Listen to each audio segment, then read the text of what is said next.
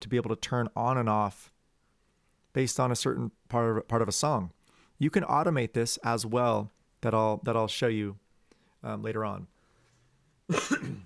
All right, so let's get back into looping, and let's just see how this goes. Putting on some effects, and my click track is on. Let me take that off for a second. So I'm clicking over here on the right-hand side of the screen. Let's make sure let's make this a little bit better so you guys can see all of that. There we go. All right, so what I did is I clicked on the stop all function right here.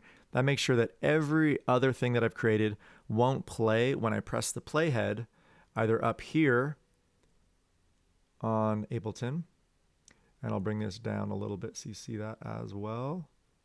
All right, so here's the playhead right here. So if I press this, nothing will play because I did the stop all function down here. And I also have the play function on the push. Now I'm sending to channel 3 out, as you can see right here, Q out. And I'm going to give you this signal of my click. I have it in my headphone, but I also want you guys to hear it, just so you guys know what's going on. Just a little bit. All right. So we have that click there. And the reason why we have that click there is now we're talking about the TC Helicon. Let's bring that back into the screen so you guys can see it. And what we're going to do is get into the specifics of this device. So when I press step over here, I've set it up to where step actually sets it up to where it goes to looping. In utility, you can go make sure that everything is erased. And on meter, I want the meter to be muted. Now you can see that that meter is actually clicking with the click of Ableton. And it tells me it's 90 BPM on the device right here up on the screen. You can't see it because it's so small. Why don't I make that a little bit bigger so you guys can see it? So this is the TC Helicon we're talking about here. Okay, it's just an audio effect for your guitar or your instrument and your voice that I use, and you can also loop with separate sends, stereo sends, which I definitely like, and it also has an XLR out, so it doesn't cut the signal at all. All right, so now I press back, and now that is beat synced. All right, so what I want to do now is when I have this device, the microphone that I'm talking through to right now is not the device that I'm actually going to be looping with. So I'm going to change this up and bring it to that specific microphone. So I'm going through the X32 rack. So making sure that you know your audio interface is very important for how you send things. Okay, so I'm going to go ahead and switch this out really quick.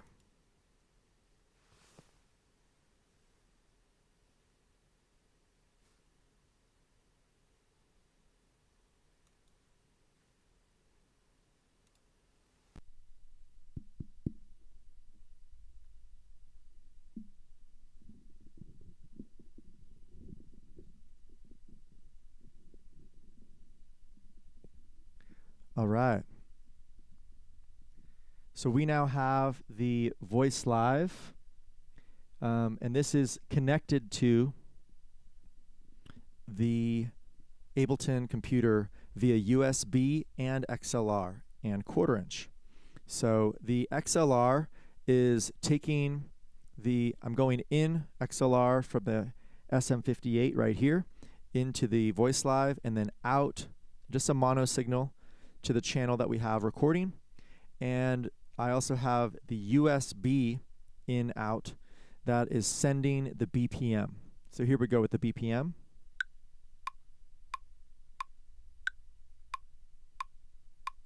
As you can see, it's matching right there.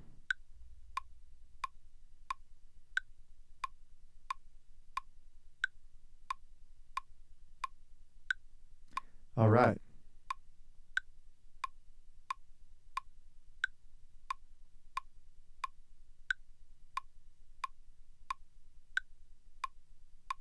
Okay, so I just want to make sure that you guys are only hearing the Ableton, because I want to be able to turn my effects on and off.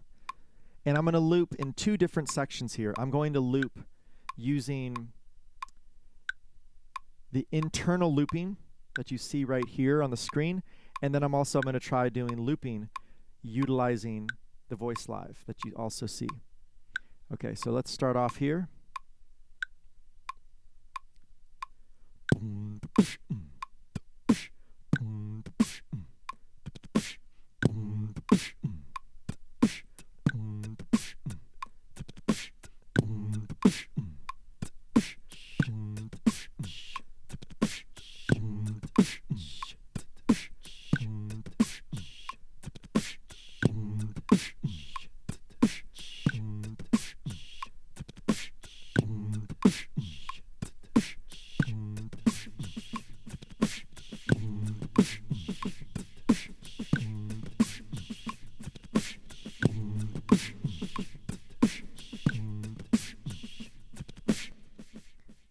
All right.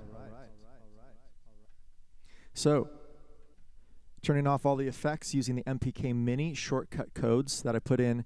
And if you ever want to make your own shortcuts with your pad, it's just Command M, okay? Command M is the way that you want to do that.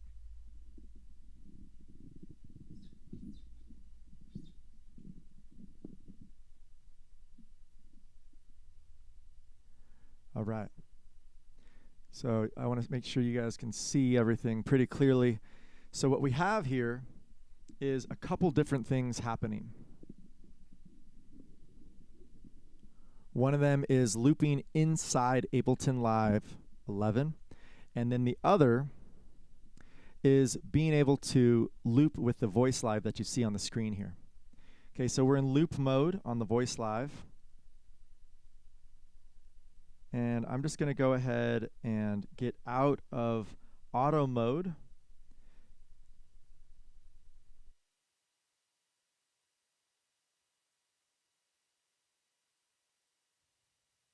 All right, so we're back to not hearing the sounds of Ableton, but we're hearing the sounds from the microphone itself going through the voice live. And we're going to do some looping with the exact same click. Okay, and let's go ahead and just try that simultaneously.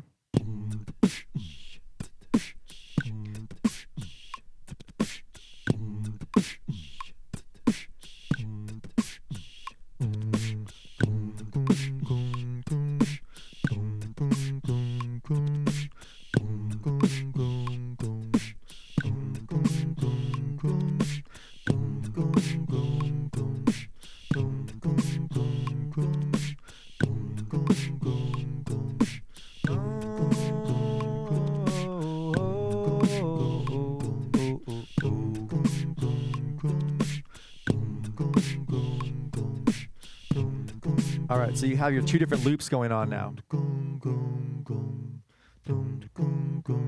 So I can turn off that loop on the voice live, and I also have my loop of my beat that I put into our program, Ableton 11.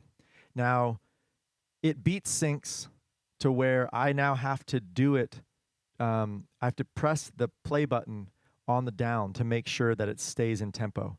Okay, otherwise, it will find the tempo if you start the Ableton program first, right? The play on the Ableton. So, like so. Notice how the click, I'm going to turn the click on.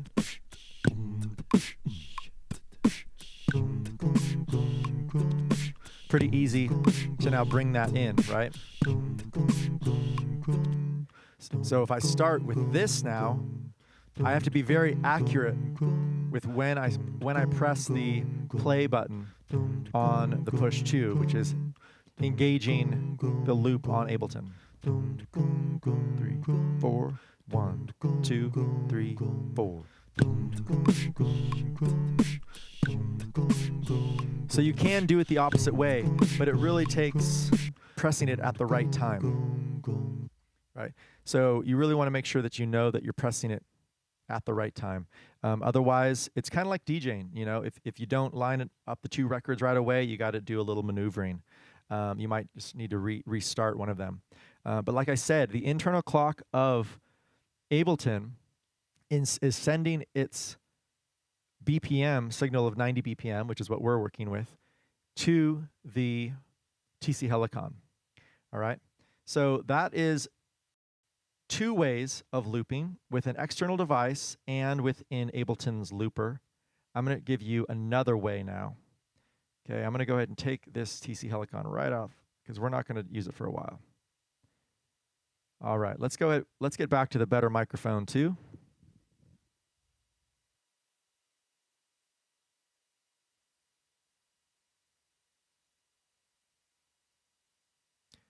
All right. So what we have here now is the same thing that we had before, is that I want to get in, make sure that I'm on the right channel. So I'm coming through my main microphone now, not 11. I'm going back to 12. Okay, just making sure that your inputs are assigned correctly. That's going to be a big change. So sometimes if you have a beat going on and you're not using the effects within Ableton, you don't need monitoring turned on. You can just keep this off and you can still loop in. Now, if you want to use the internal monitoring, then you can press auto here. I'm purposely not going to, so that my audio stays clean, right? This is something you might want to do, is use your effects from your audio interface possibly, right? The X32 rack has a bunch of presets of delays and reverbs inside of it. That could be the sounds that you want. Or maybe it has your effects pedal of the TC Helicon that you use as your effects going into looping. I'm going to take this looper off because what I'm going to do now is use looping straight into session view. Now, session view, I'm going to go ahead and just tell you the basics of this. When I press tab, this is arrangement view going left to right. Right? This is what most digital audio workstations are doing, right? Is left to right, and you see a playhead of moving along while you listen to a track. Now, in session view, this is a little bit different. It's kind of like, it is a grid. I'm going to go down here and take off my returns so you can kind of see a little bit more of it. Now, I have a lot of random things here. Often what you do is you start right from the top and go down from there. But this can get pretty detailed, right? If you start scrolling across, these are all your different tracks of what you can do and what's been put in here. Now, every single color that's been in here is something that's either been recorded via MIDI or audio, right? The audio track looks like this, and if it's a MIDI track, it looks like this. Okay, pretty simple to see that the difference between the two, easily distinguishable, right? MIDI track, audio track. And if it's empty, it either is a record button, which is a circle, which is why this is in record enable mode, or it's a square. And the square means that it is ready for stop, a stop function. Okay. So, and then this is your master channel over here, which is your play function. So what I'm going to do is go ahead and just, might as well start from scratch with you guys here. So I'm going to turn on my click. And I'm going to make sure I press stop all, which is this function right here. These are all things that you want to probably map to your MIDI device. You know, stop all is definitely one that you want to easily get to. On the push 2, it is shift stop clip, and that shift goes to stop all clips. Okay, here we go. Let's go ahead and press play now. All right, you guys hear that click? I do as well. And we're just going to get into recording on the gourd. I'm holding down on the gourd on my push 2, easily to get to it. 2, 3, 4.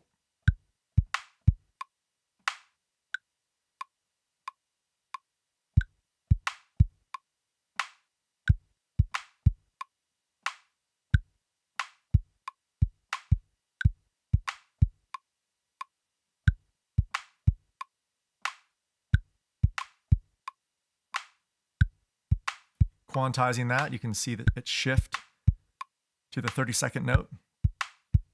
I'm pressing the repeat function on the push 2.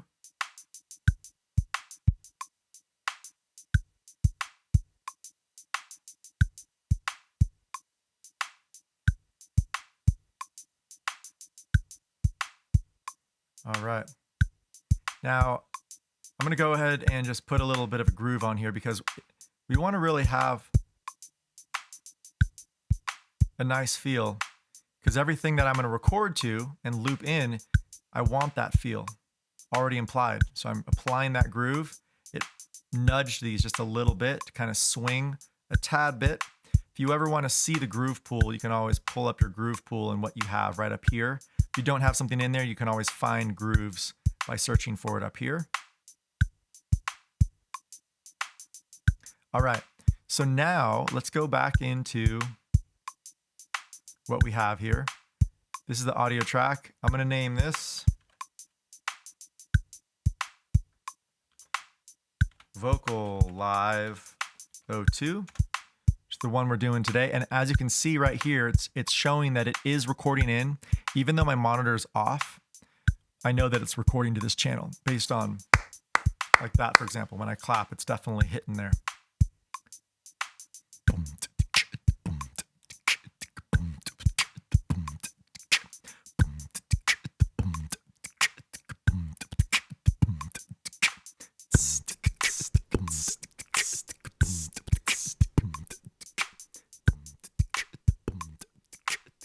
Now I can quantize this as well and put the exact same groove on it.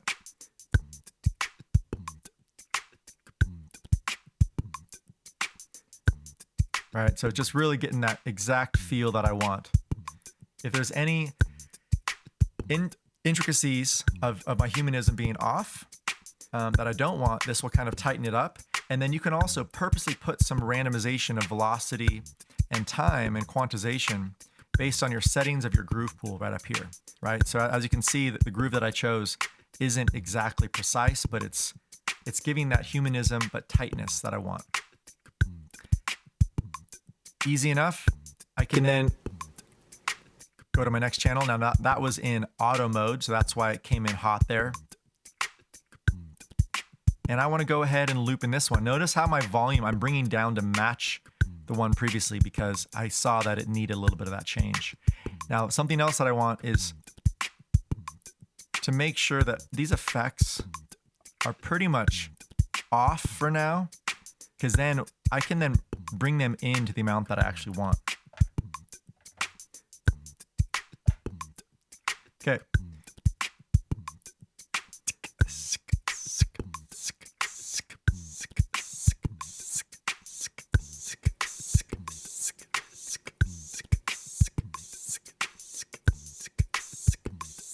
So I'm hearing a little bit of wind going on from my recording environment. And if you want that off, I'm going to go ahead and take my metronome off, turn everything else off. If you want that background to be a little bit more clean, let's go ahead and just solo that for a second.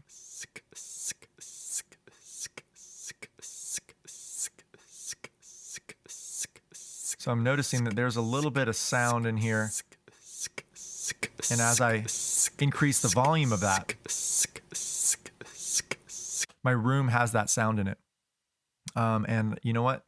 Just FYI, there's a fridge about 20 feet away from me, and I forgot to unplug it, and that's that little bit of sound. Now, if that ever happens to you, there are ways to put some gates on to just get rid of that. Sometimes it doesn't feel natural, and you just might want to just have a really silent, organic environment.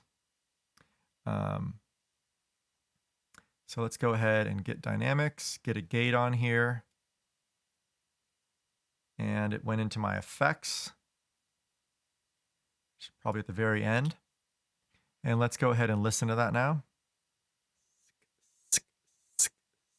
My threshold.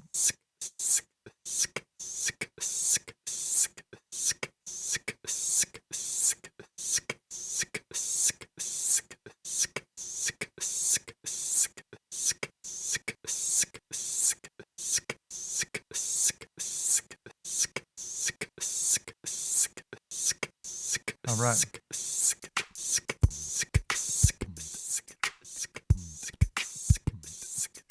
Now that's 11 gain. So that if you change your gain again, it will change how much that gate engages, right? Because that gain really showed where that S sound comes up.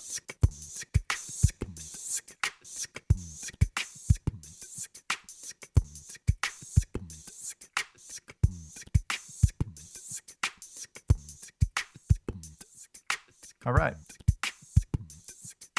So that seems pretty clean right there. Let's go ahead and hear this next one.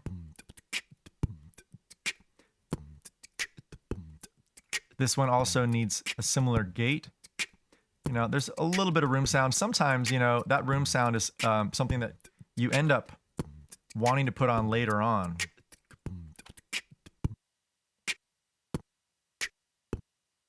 This is also a way to get inorganic sounds on purpose.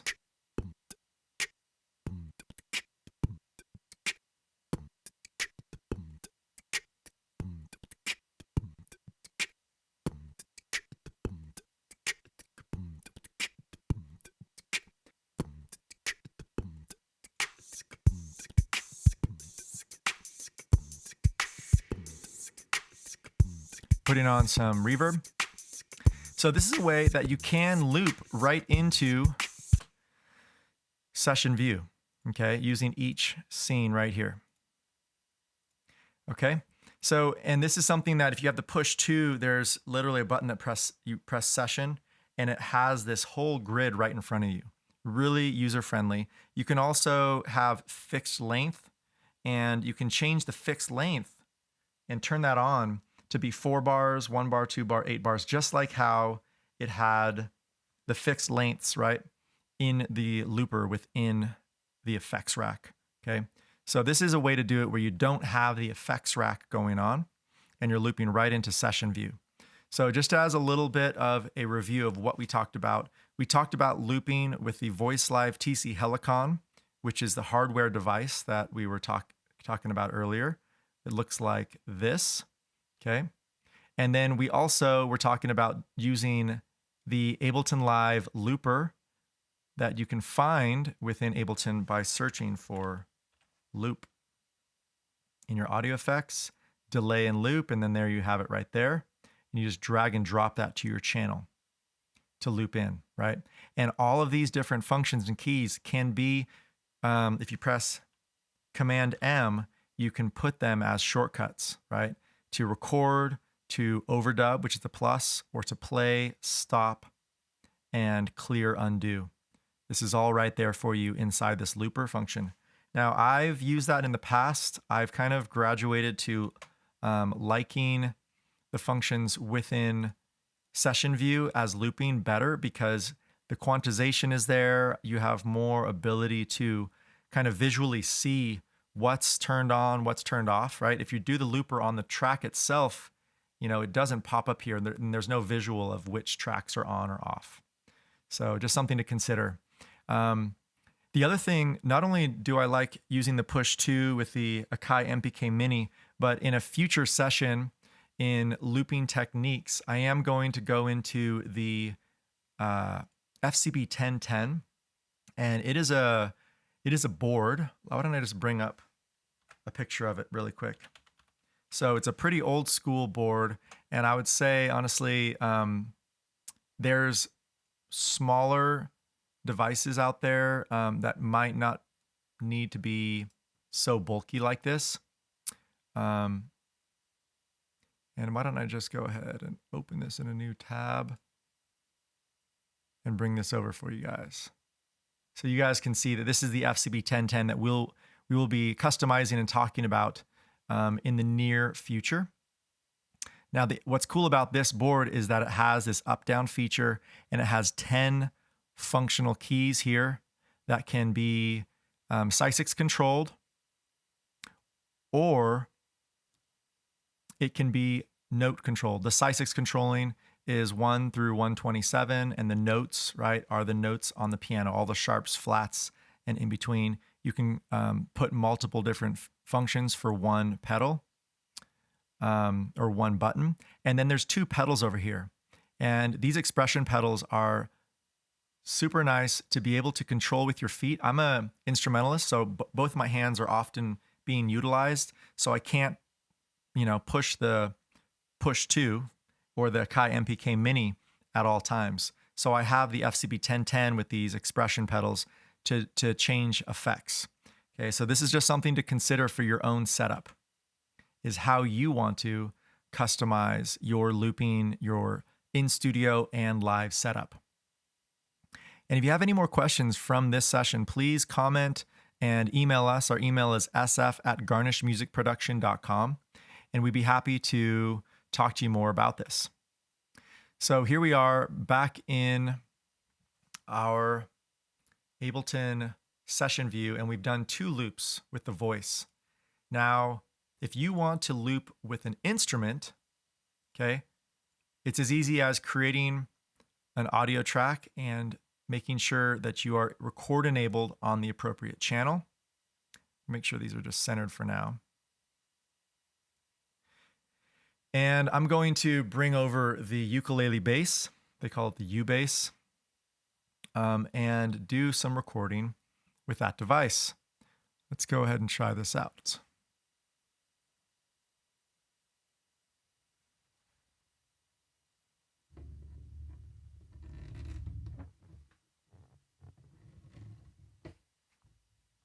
All right, you guys can't quite see it too much from your angle, but I'll give you as much visual as I possibly can here. So ukulele bass. All right, what we're gonna do is go ahead and play our tracks, and we are record enabled with the U bass. And notice how I can easily switch between which one is in record mode. Okay, and that's using the push 2. If you don't have the push 2, you're gonna need to set up your MIDI device to have shortcuts to be able to switch between record enable on different channels that you're recording into. That's part of your live set and your easy way to produce songs even in the studio as well. Let's try this out.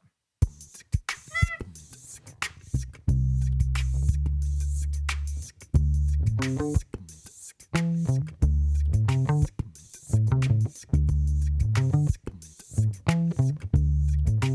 going to turn on the metronome to kind of tighten that up.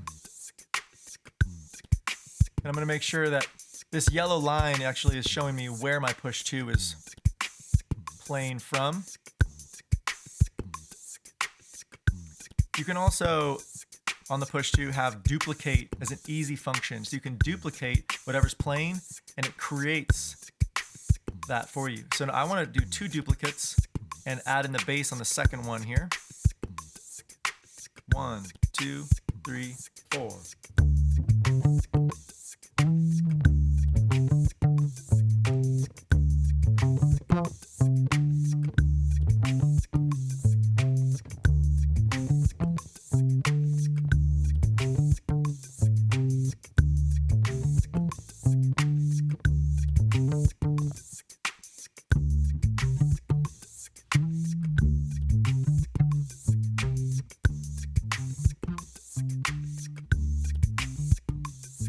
A lot of reverb on that one right there.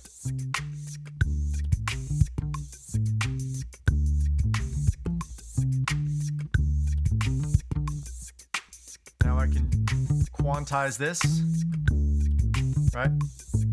Now if you were to quantize that without the push 2, which the push 2 obviously makes it pretty easy by just pressing the button quantize on whatever is highlighted, you can also right click and find quantize.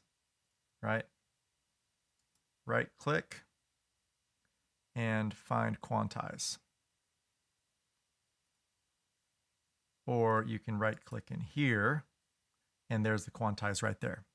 Okay, you can also see the shortcut code, right? Command U or Shift Command U is the settings. Notice how I am set to quantize 100% to the 16th note. The reason why I do that is that I often do 100% and then I put my groove on, which pushes it exactly to the same spot as the other instruments. So let's try that out.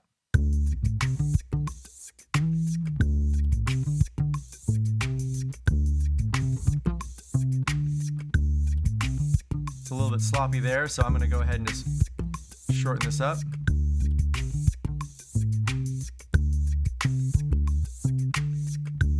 Now, what I want to do is have my compressor do a side chain to the appropriate channel.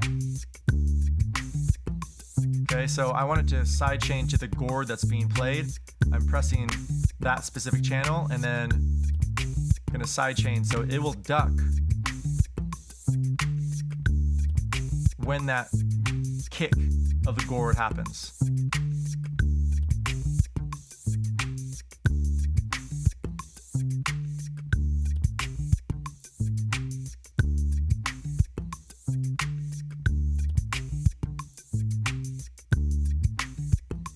All right, so something else that you can kind of do with your loops now is kind of start customizing.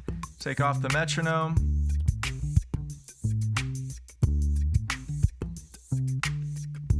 Now this beat was created with literally a gourd and then a hi-hat sound, and I might want to beef it up a little bit. I'm just going to go ahead and copy this and bring this over to another drum sound.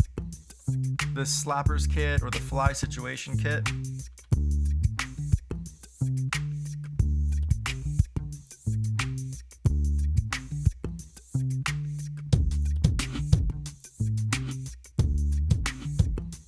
Duplicate that again.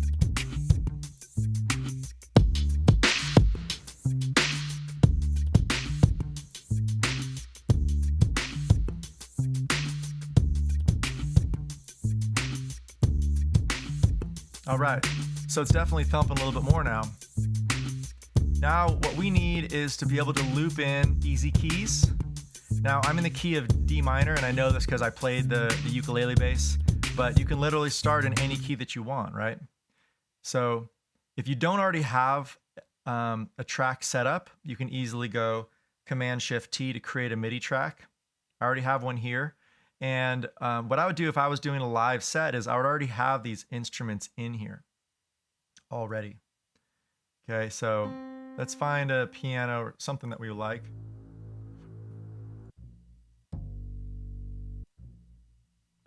Let's say keys, how about? All right, that little funkiness. I'm gonna drag and drop that onto the MIDI. I'm gonna go ahead and just mute this.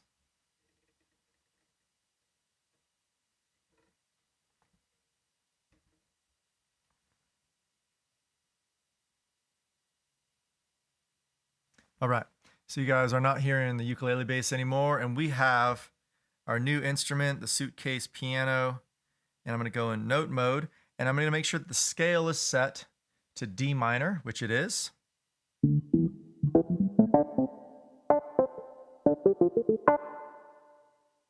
All right, I'm gonna get up an octave.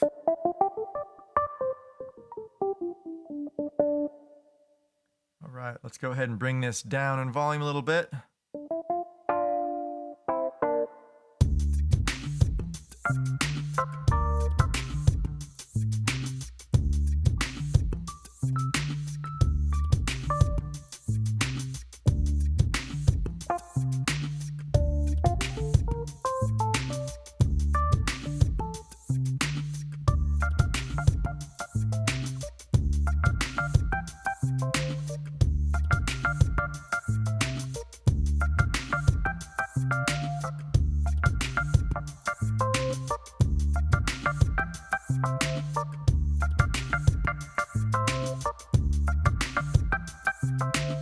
All right, something like that.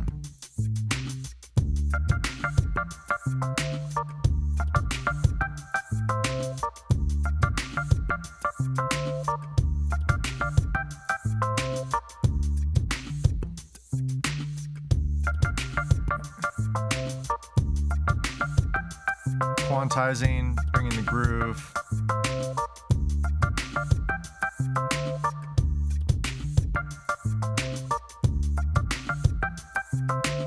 I thought I liked this area the best, so there's our loop.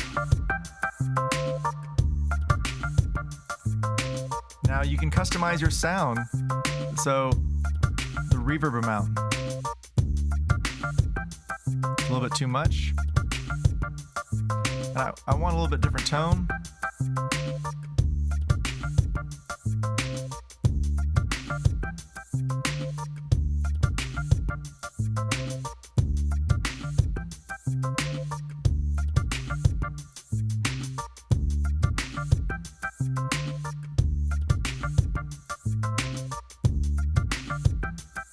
Now this is where you can start doing your customizations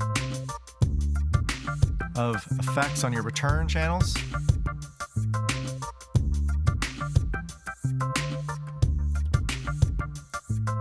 Now, if you're doing a looping show, a really big part of it is how do you take out instruments that you want out? Now, if you have the push 2, you can easily find your instruments and stop clips. Right? You can easily press any stop function on there and it's really right in front of your face. And then it's as easy as starting those up again.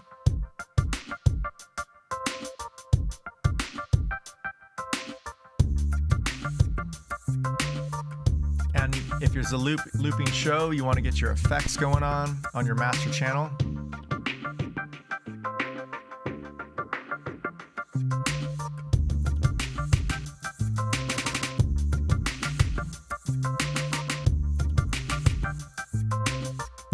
All right. So kind of a cool thing is just to break it down and then bring it back up again and make things sparse. So once you already have a loop, let's go ahead and just take this whole thing and duplicate it a few times. And what I want to do is just make these beats more simple. Okay. So let's go ahead and just highlight this one here.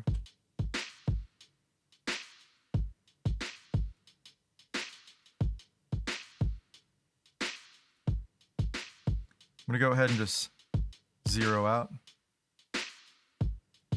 some of these by pressing the 0 function once I highlight it.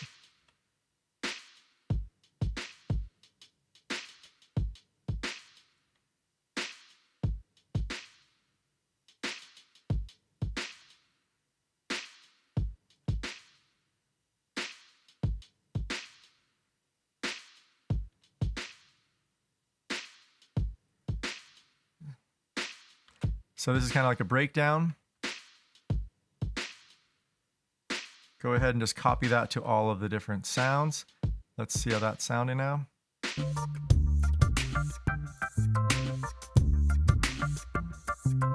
Now the bass line is a little bit too busy for something that's so simple. And also, this could be customized as well. So we want to do mixer. It's on mixer, and we want to get our volume,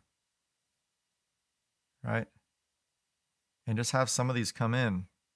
So I'm highlighting area, drop the volume, highlight area, drop the volume. So that when this is playing now, let's go ahead and just solo this.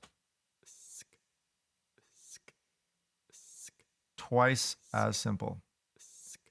And this one as well. We're going to go into volume and manipulate just the volume to be pretty much the opposite of what I just did with the other one.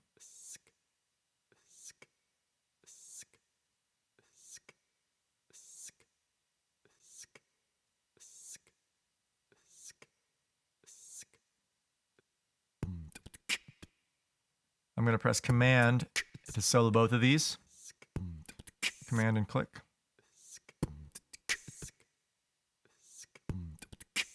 And this is where the bass also can get simple as well. And let's just go ahead and keep the exact same loop that we did and just mess with the volume and cut out all the extra stuff that we think is going to be too much.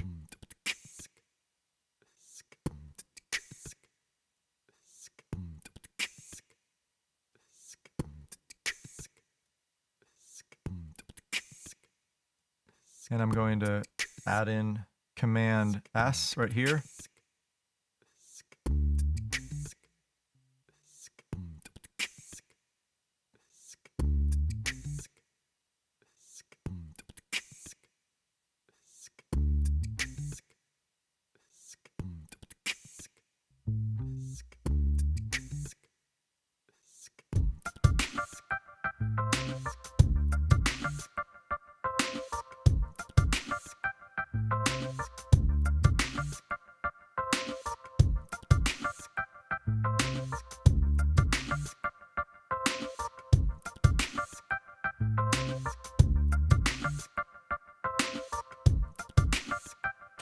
All right.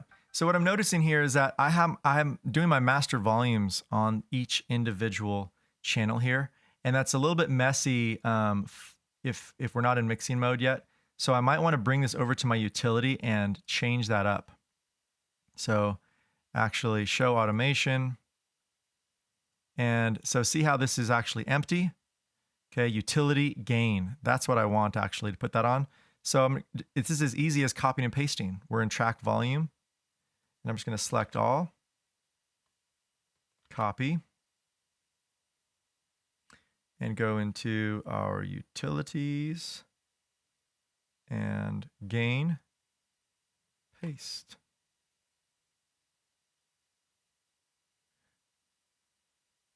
All right, looks like that didn't capture that area. Cool, so what we will do with that is, what's great is that we can take this volume and say delete automation. And now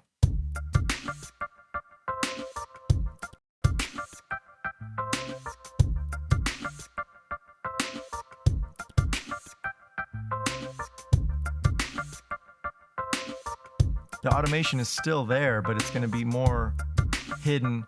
And the reason why we do that is that in your mixing, you want to be able to have control of that main volume channel later on.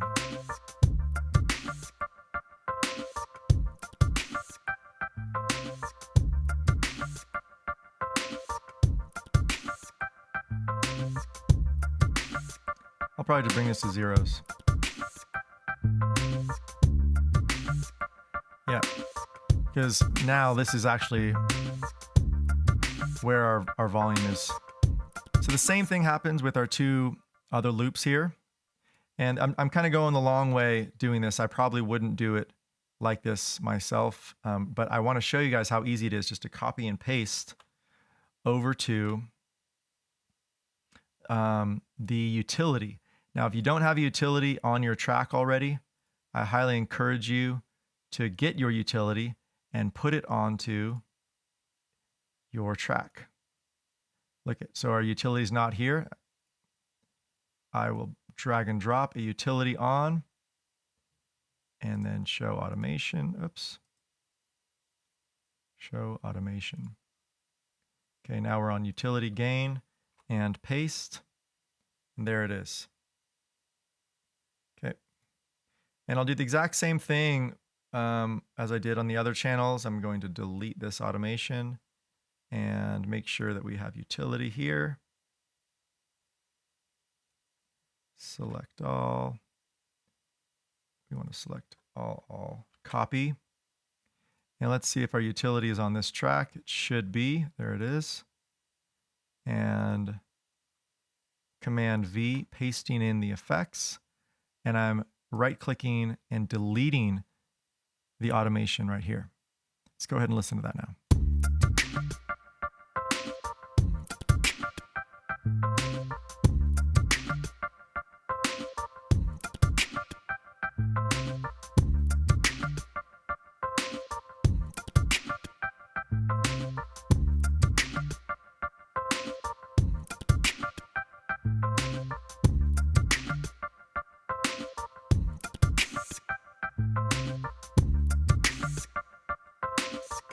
All right, so I have to bring that up to nominal, right? About 0 or so that you guys can hear it again.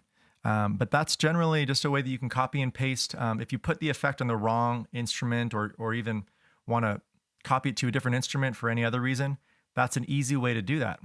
So this is looping in session view. And not only is this looping, but this is how you can do song creation on the fly pretty quickly. So let's just go back to the very first beat that we did. It's still there, right?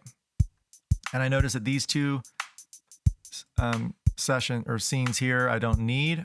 We can just go ahead and delete those. Clean that up a little bit. And I'm going to copy or duplicate Command D by clicking on that, and then it duplicates it down one. All right, coming back to that initial loop.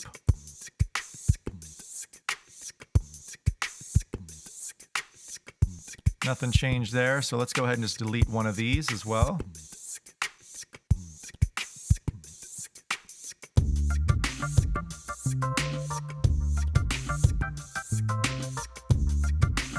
Now this is one where I want each instrument to come in on its own time. So this is where we start creating that variation, right? Starts off.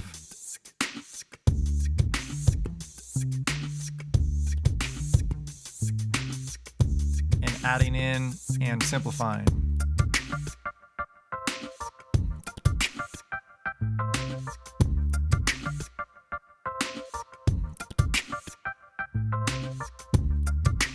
Noticing that this one's going above nominal, so another reason to bring that back to nominal so it doesn't stand out too much.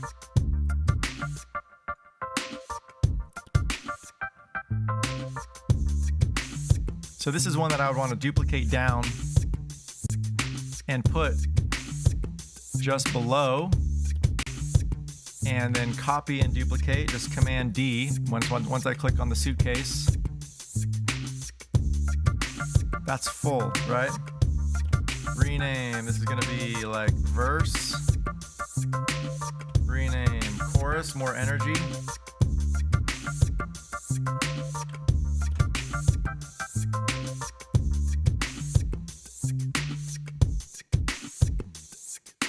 Now this is a great example of now I have control over these. Bringing the volume down.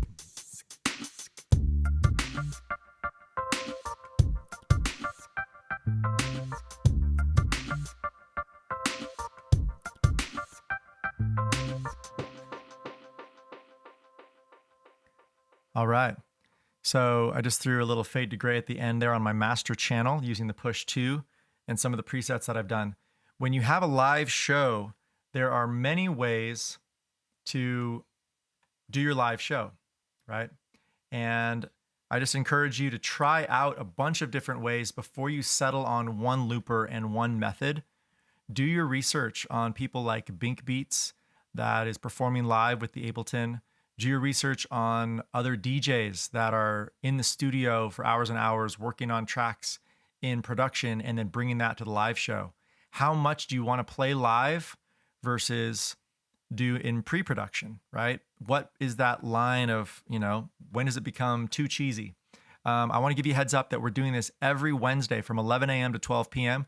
So please check us out for West Coast Wednesdays. I'm Justin from Soul Graffiti Studios and SF Garnish Music Production. We're really grateful to be doing Ableton live with you all, 11. And today we worked on looping and different hardware and software techniques. So I look forward to seeing you in the near future, and we'll talk to you really soon. Have a great rest of your day.